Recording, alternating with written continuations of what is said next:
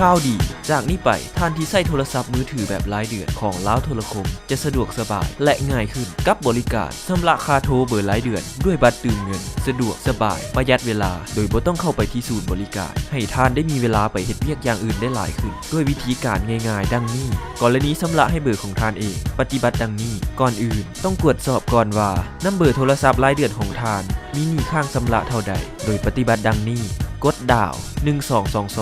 ดาว5สี่เหลี่ยมแล้วโทรออกจากนั้นดำเนินการชำระได้เลยดังนี้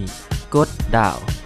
1222ดาวรหัสบัตรเติมเงินตามด้วยเครื่องหมายสี่เหลี่ยมแล้วโทรออกนอกจากชำระให้เบอร์รายเดือนของตัวท่านเองแล้วยังสามารถชำระให้เบอร์รายเดือนของผู้อื่นหรือเบอร์อื่นได้เติมอีกวิธีปฏิบัติดังนี้กดดาว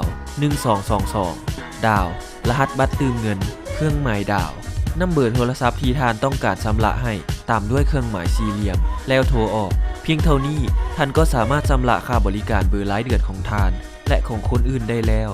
พิเศษนอกจากเบอร์รายเดือนจะชำระให้เบอร์รายเดือนได้แล้วเบอร์มือถือแบบเติมเงินและเบอร์ตั้งโต๊ะยังสามารถชำระให้เบอร์รายเดือนก็ได้อีกนอกจากนี้ท่านยังมีสิทธิ์ได้ลุ้นโชคจากบัตรเติมเงินที่ท่านเติมพร้อมได้สะสมคะแนนเพื่อแลกรับเอาเครื่องรางวัลจากลาวโทรคมสอบถามข้อมูลเพิ่มเติมได้ที่ Contact Center